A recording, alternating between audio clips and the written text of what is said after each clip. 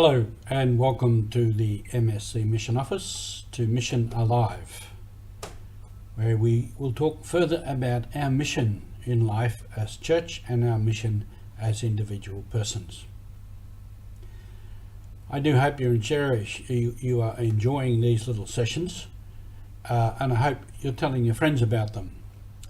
And I hope also that you can follow us on our webpage, which is www.mscmission. If you go to that, then you'll find a lot of information and meet a lot of people from different places.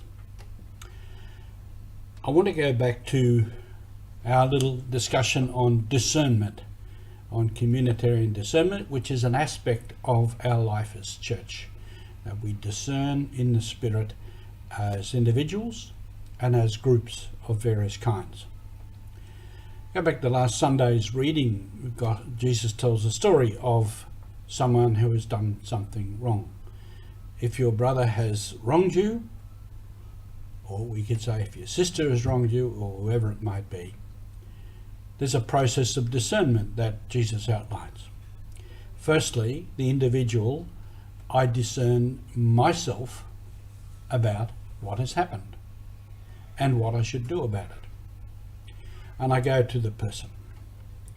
If that doesn't work, then he says, take 2 or 3 others with you. And of course, before you go together, you will discuss the matter and you would discern about it. And if that doesn't work, you go to the community. And in all of that, there is discernment and decision. I want a little story of when I was in Port Moresby in Papua New Guinea many years ago. We had an MSC meeting of some of the parish priests. I forget what it was about, doesn't matter. We had 3 meetings over a period of about a month. So in the first meeting, each of us was talking and putting our own point of view. And in the second meeting, we were in disagreement and there were some arguments.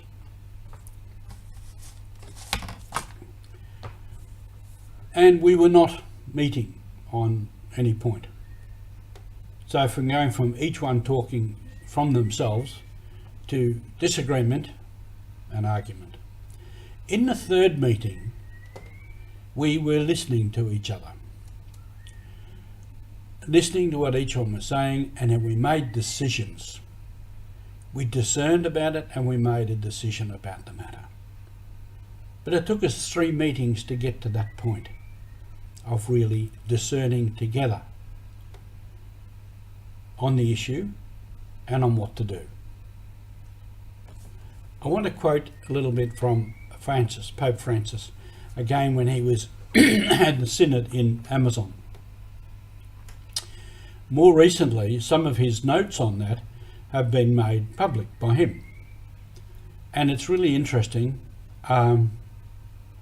what he has to say. And I will to quote some passages for that.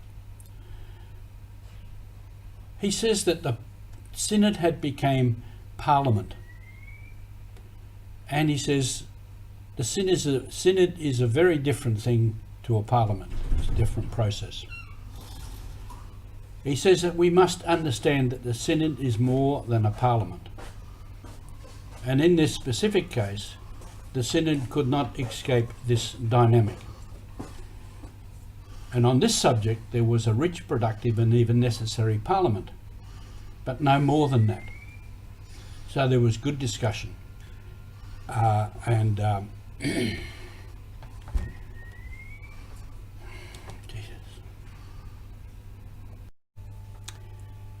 If I may read from his text, we must understand that the synod is more than a parliament, and in this specific case, the synod could not escape this dynamic. On the subject was that of married priests.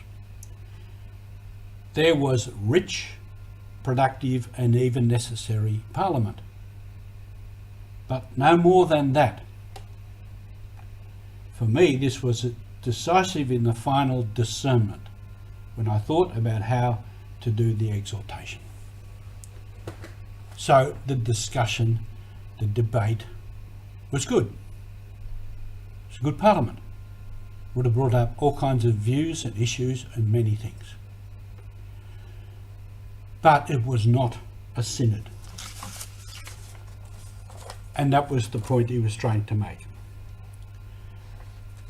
And a couple of other points we might make from his document. Francis's way of governing the universal church is marked by his formation as a Jesuit, giving much importance to a conversion process. And for true conversion, there has to be good discernment.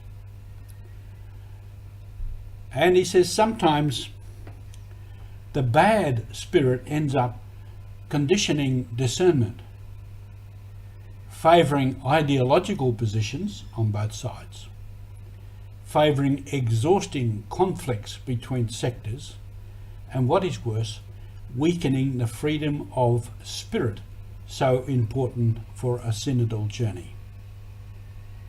And when this happens, an atmosphere is created that ends up distorting, reducing and dividing the synodal hall into dialectical and antagonistic positions that do not help in any way the mission of the church. So while we can have and need to have debate, argumentation, putting forward of points and opinions, Francis sees this as a good process, but it's a parliamentary thing. It's open debate. Whereas for a synod and for discernment of what is the best way to go and discernment of what the Spirit is saying to us, there is something more needed. And in his reflections and in the synod, he put aside time for private reflection, silence and reflection, which again is very much a Jesuit thing. And he said that the process at the synod was such that he could not make a decision and has not made a decision.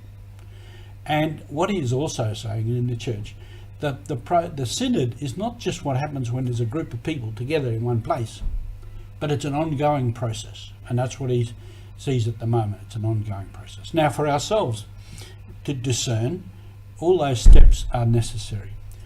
Discerning with people, asking friends, family, experts is good. You get open opinions, sides of the stories, you get facts. It's part of the process, but it's not the discernment process. The discernment has to allow the Spirit to move, and for that we need silent reflection.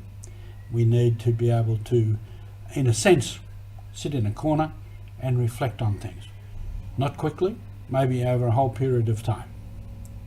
But the discernment is part of how we live as church. And in that, our mission is to live church in this world today and to show the world a better way of living. And in a world where we have huge amounts of, argumentation, debate, wars, fighting, conflicts, there is surely the need for a genuine and real process of discernment. Have a great day on mission. Thanks for being with us.